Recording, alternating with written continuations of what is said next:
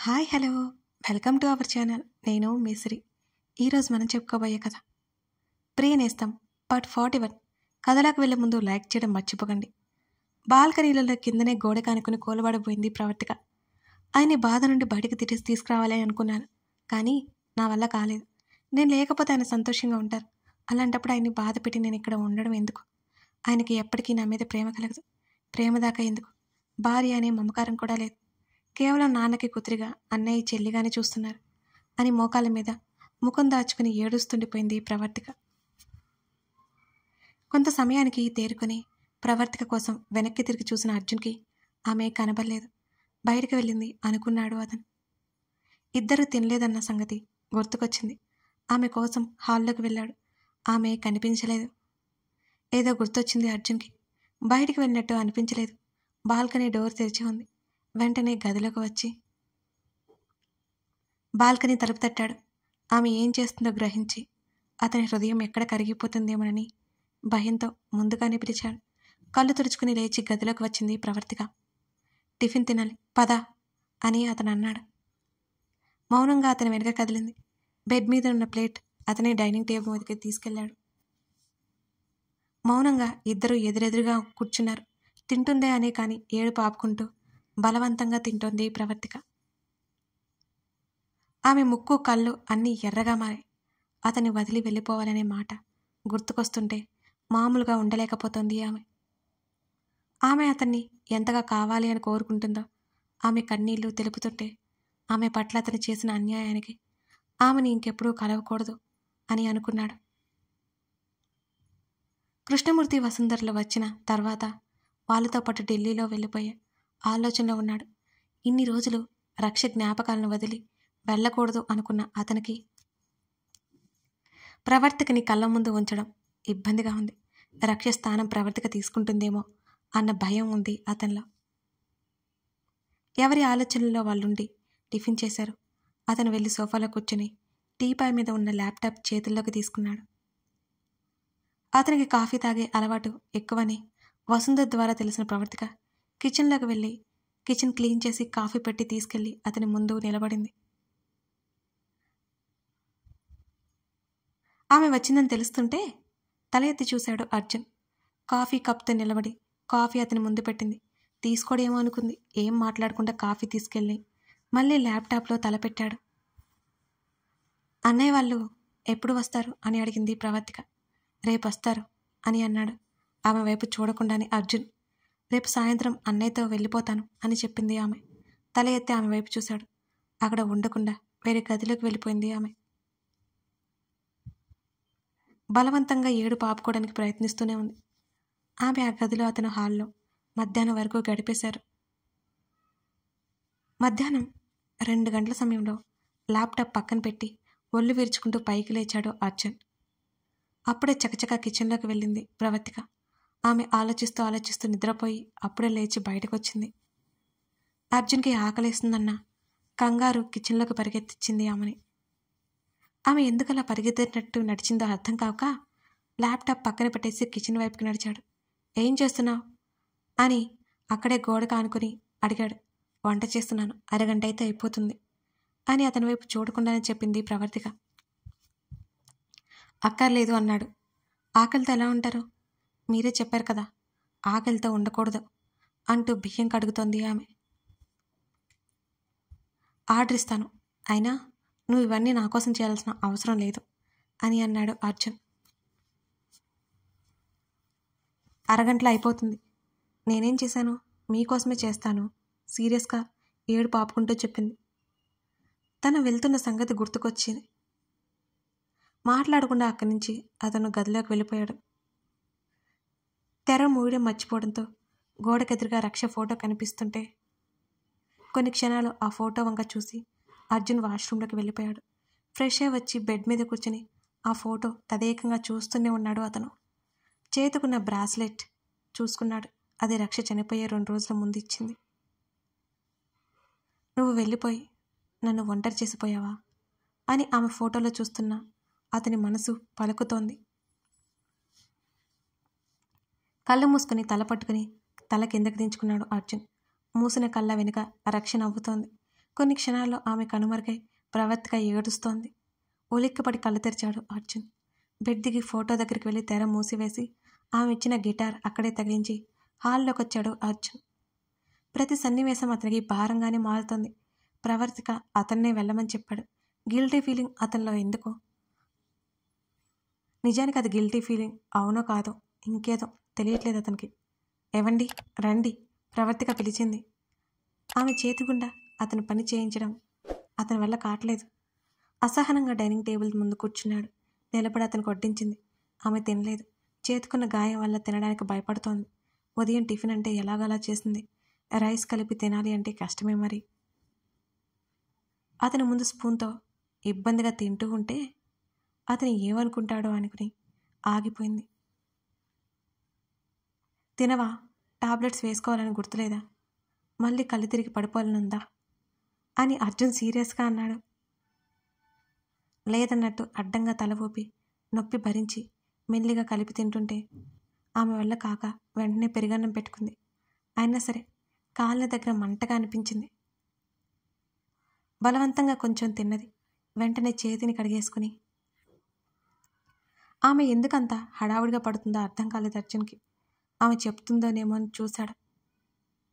రక్ష ఫ్రెండ్ సుమ ఎక్కడా అని అడిగింది ప్రవర్తిక కాసేపటికి. అర్థం లేకుండా ఉన్న ఆమె మాటలు అయోమయంగా చూస్తూ అబ్రాడ్లో అని అన్నాడు. అతనితో చాలా మాట్లాడాలని ఉన్నా ఏం మాట్లాడితే ఎలా రిసీవ్ చేసుకుంటుందో అని ఆగిపోయింది. అతను తినడం పూర్తయిపోయిన తర్వాత మా నాన్న ఎక్కడున్నారు అని భయపడుతూనే అడిగింది. ఒక్క క్షణం అతను కళ్ళు మూసుకున్నాడు. అతని దవడ బిగుసుకుంది. జైల్ అన్నాడు అర్జున్. మా అమ్మకి మా బాబాయ్కి తెలుసా అని అడిగింది. ఏమో అన్నాడు. నేను అమ్మతో మాట్లాడినా భయపడుతూ అతనే చూసింది. నన్ను అడిగితే నేనెవరిని నీకు పర్మిషన్ ఇవ్వడానికి? తెలియకుండానే ఆమె మనసును ముక్కలు చేసే ప్రయత్నంలో ఉన్నాడు అతను. ఆ మాటకి కన్నీళ్లు కార్చింది.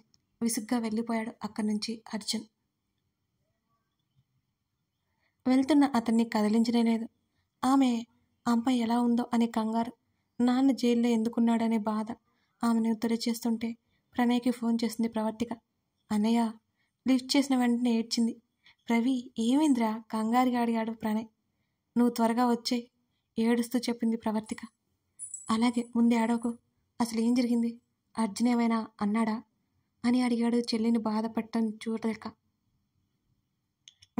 ఆయన ఏమనలేదు. ఎప్పటికీ అదే మాట అని వెంటనే అంది. మరి ఇంకేమైందిరా లాలనగా అడిగాడు ప్రణయ్. అమ్మకి తెలుసా నాన్న గురించి అంటూ నోటికి చెయ్యడ్డు పెట్టుకుని మరీ ఏడుస్తుంది ప్రవర్తిక. తల్లిదండ్రులు అలా అయిపోతే ఆమెకి బాధే కదా. ప్రవి అంటూ చెల్లెలు ఏడుస్తుంటే వినలేక ప్రణయ్ సర్ది చెప్పబోయాడు. అన్నయ్య ప్లీజ్, ఇంకా నాకు ఏదో చెప్పాలని చూడకు. నాన్న నిజంగా తప్పు చేశారా అని అడిగింది ఏడుపు బిగబట్టుకుని. ప్రణయ్ మాట్లాడలేదు. నాన్న ఏ తప్పు చేయలేదని చెప్పు అన్నయ్య అని మనసులో అనుకుంటూ ప్రణయ్ చెప్పే సమాధానం కోసం ఎదురు చూస్తుంది ప్రవర్తిక. ఇంకా ఏం మాట్లాడలేని ప్రణయ్ని పిలుస్తూ అన్నయ్య చెప్పు అని అడిగింది భయపడుతూనే. రవి, అవన్నీ నేను వచ్చాక వివరంగా చెప్తాను అని ఆ మాటల్ని దాటవేయడానికి చూశాడు ప్రణయ్.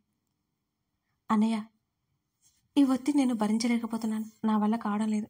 తలంతా నొప్పి వస్తుంది. చెప్పన్నయ్య చెప్పు. నిజంగానే రక్ష చనిపోవడానికి నాన్న కారణమా అని అడిగింది వణికే గొంతుతో ప్రవర్తిక. అవును అనే సమాధానం చెప్పలేక ఉక్కిరి బిక్కిరైపోయాడు ప్రణయ్. నువ్వు చెప్పకపోతే నేనే ఆయన్ని అడిగి తెలుసుకుంటాను. అప్పుడు ఆయన కోపం ఎలా ఉంటుందో నీకు కొత్తగా చెప్పక్కర్లేదనుకుంటా. నేను నీతో తర్వాత మాట్లాడతాను అని ఫోన్ చెవి దగ్గర నుంచి ఆమె తీయబోయింది. రవి ఆగు, నువ్వు అర్జున్ని అడక్కు అని కంగారుగా చెప్పాడు ప్రణయ్. జరిగిందేంటో నువ్వు చెప్తే గాని నేను ఆయన్ని అడగకుండా ఉంటానన్నయ్య. లేకపోతే ఈ ఒత్తిడి భరించలేను. కొట్టినా తిట్టినా ఆయనే విషయం చెబుతారుగా అని అంది కళ్ళు తుడుచుకుంటూ. రవి, నువ్వు ఆవేశపడకు. నేను వచ్చాక నీకు వివరంగా చెప్తాను. పెదనాన్న గురించి అర్జున్ దగ్గర మాట్లాడుకో అని బ్రతిమాలినట్టు అడిగాడు ప్రణయ్. నువ్వు చెప్పినట్టే చేస్తాను, కానీ నాన్న తప్పు చేశారా లేదా ఒకటి చెప్పన్నయ్య అని గట్టిగా అడిగింది ప్రవర్తిక. అవునరా, రక్ష చనిపోవడానికి పెదనాన్నే కారణం అని గట్టిగా చెప్పాడు ప్రణయ్. ప్రవర్తిక చేతిలో ఫోన్ జారి నేల మీద పడింది. ఇన్ని రోజులు తన తండ్రిని అర్జున్ తప్పుగా అనుకున్నాడు. ఏదో ఒకటి చేసి తన తండ్రి తప్పులేదని నిరూపించాలని అనుకుంది. ముందుగా అర్జున్ని ప్రశాంతంగా ఉండేలా మార్చాలి అనుకుంది. ఇప్పుడు ప్రణయ్ మాటలు వింటుంటే ఆమెకే అవకాశం లేదనిపిస్తోంది. అందరికీ సాయం చేస్తూ, అందరినీ ప్రేమగా చూసుకుంటూ, తనని కాళ్ళ కింద పెట్టనివ్వకుండా పెంచిన తన తండ్రి ఇలా చేశాడంటే నమ్మకం కలగట్లేదు. ఆమె నమ్మలేకపోతుంది ప్రవర్తిక. ఫోన్లో నుండి ప్రణయ్ మాటలు వినిపిస్తున్నా పట్టించుకోలేదు. కళ్ళల్లో నీళ్లు కారిపోతూ ఉంటే, తన తండ్రి తప్పు చేశాడనే మాట చెవిలో వినిపిస్తూ ఉంటే మోకాళ్ళ మధ్యలో ముఖం దాచుకుని వెక్కి వెక్కి ఏడుస్తుంది ప్రవర్తిక. రెస్పాండ్ అవ్వకపోవడంతో వెంటనే అర్జున్కి కాల్ చేశాడు ప్రణయ్. అప్పటికే కోపాన్ని కంట్రోల్ చేసుకుంటూ అసహనంగా అటు ఇటు తిరుగుతూ ఉన్న అర్జున్ ప్రణయ్ కాల్ చేస్తుంటే ఆ కోపంలో తిట్టేశాడమని కాల్ లిఫ్ట్ చేయలేదు అర్జున్. మరో 2 సార్లు ట్రై చేశాడు ప్రణయ్, కానీ అర్జున్ లిఫ్ట్ చేయలేదు. చూసి కూడా అసహనంగా ఉన్నాడు. బావా త్వరగా కాల్ చేయి, ఇంపార్టెంట్ అని మెసేజ్ చేశాడు ప్రణయ్. వసుంధరకి ఏమైనా అయిందేమోనని ఒక్క క్షణం కంగారు పడ్డాడు అర్జున్. అంతవరకు లిఫ్ట్ చేయనందుకు తన్ని తానే తిట్టుకుంటూ వెంటనే ఫోన్ చేతిలోకి తీసుకుని ప్రణయ్కి నెంబర్కి డయల్ చేశాడు. ఆ లోపలే ప్రణయ్ మళ్ళీ కాల్ చేశాడు.